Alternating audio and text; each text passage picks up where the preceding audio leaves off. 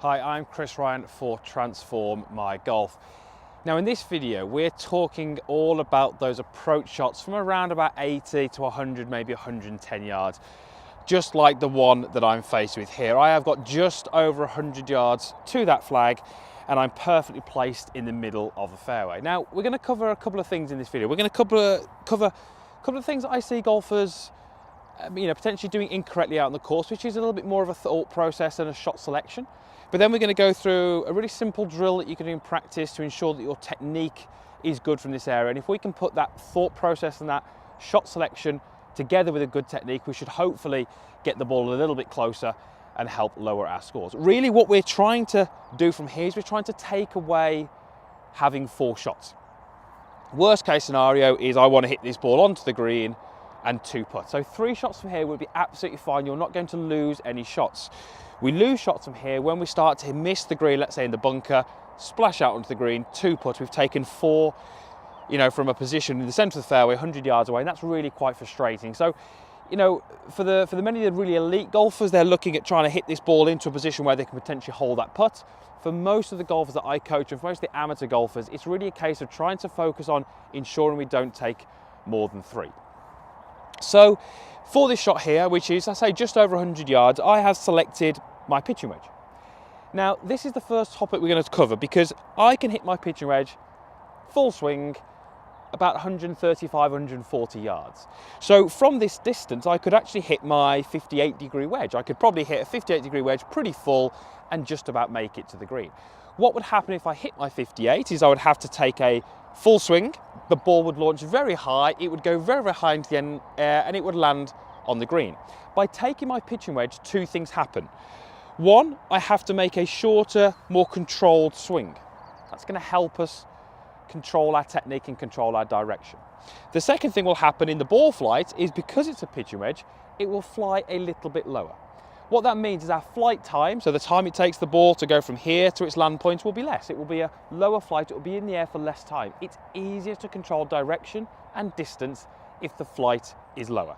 Now, we don't want to take that to the extreme. We wouldn't want to hit like a 4 or 5 iron and hit it kind of head high, but within reason, taking less loft, making a more controlled swing is going to really help us. It's going to help us in terms of the ball flight, but it's also going to help us in terms of controlling what we do in the swing.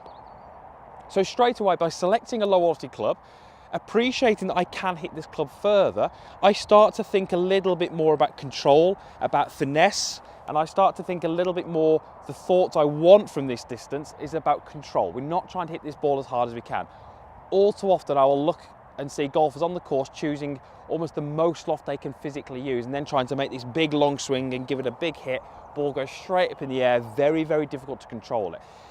If you ever get a chance to go to a European Tour event, a PGA Tour event, an LPGA Tour event, look at their wedge shots. You'll be absolutely amazed at how low they flight them in because they appreciate that's the best way to control direction, distance, and ultimately their own golf swing. So what would I do once I've chosen my pitching wedge? Well, I'd probably want to have a slightly narrower stance. A slightly narrower stance sends the right signals to my mind. It sends the signals that I'm playing a controlled shot. The wider the stance says power, speed, all those things we want to try and avoid. So a slightly narrower stance. I'm also going to play the ball just slightly forward of centre, very, very slightly forward of centre. And now what we really want to try and feel is that we're making a nice controlled swing using the body. So the backswing is really going to be your standard backswing, but just a little bit shorter in length. And then the key thing for these shots is ensuring that even though we feel that we're taking speed away from this, we're not hitting a full shot, we still feel like we rotate our body right the way through to the target. But what you will notice is that my arm swing is a little bit shorter. When I see golfers trying to maybe take some distance away from a shot, I will often see that distance being taken away by reducing what the body does. So we often get this kind of decent backswing, but then the arms go through, but the body doesn't. What I really want you to try and feel, you can do this as a really slow rehearsal, is I want you to make a little backswing and feel as if you rotate through, nice and slow as I'm doing here, keep the body turning, and what we're looking for on the way through is hopefully you can see how the leading edge of the golf club, or the grooves, are at the same angle as my body. So I'm slightly tilted over to the right, as are the grooves on the golf club. That's a great little indicator that my body is rotating through and controlling the club face. If my body doesn't rotate through, what will happen is my arms will start to rotate and flip, and you'll see how that club position is very, very different. So this would be me trying to take some distance away from the shot by actually slowing the body down. This is absolutely incorrect. We want to try and feel that we take the distance away, but we still use the body. Notice how I've got this nice controlled follow through where my arms are still sitting what I feel is the side of my rib cage. They're never raising up in this nice high position. Put me back there, 130, 140 yards away, you're going to see a very different follow through position where my hands get much higher. But as I've stressed a number of times, we're looking for control, we're looking for finesse. So let me go ahead and hit one. And then we're going to talk about a little drill that we can do, which is going to help us execute this shot a little bit better. So we're just going to go pitch and wedge. Nice little narrow stance. Control the swing with the body.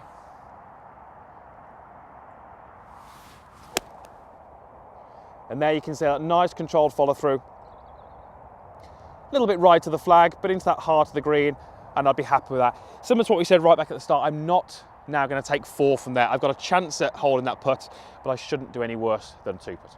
Right, little exercise that you can do. Let's just repair that little divot. So, do this in practice. Do this out on the golf course if you are practicing. T-peg. Place that T-peg in front of the golf ball around about a club head width, so target side of the ball. You will hopefully notice that previous shot that I hit there was a divot that I took from the ground. That divot would have started where the ball was and continued towards the target. So my club entered the ground right where the ball was. Now this is something which is really going to help us strike these balls or strike these shots more consistently. Very often, because I see golfers in this situation, they're aware of maybe what the ball flight should be.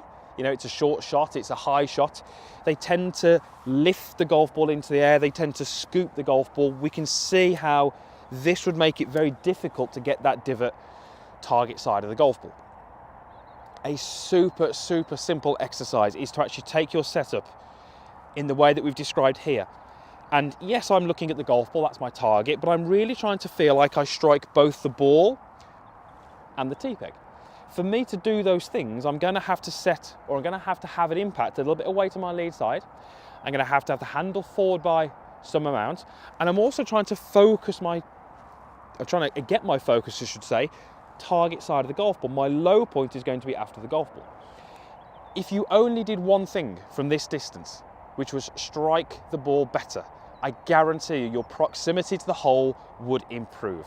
Strike is one of the main reasons why golfers don't get the ball where they want it. If I can strike it correctly, and I feel like I've got enough club in my hand that I can take a nice controlled swing, that's the way I'm going to feel like I get these balls much closer. So let's go ahead and hit this one. I'm going to do pretty much the same thing, but I've just got that T-peg drill, which is just going to help me with my focus on where I'm trying to make contact with the ground.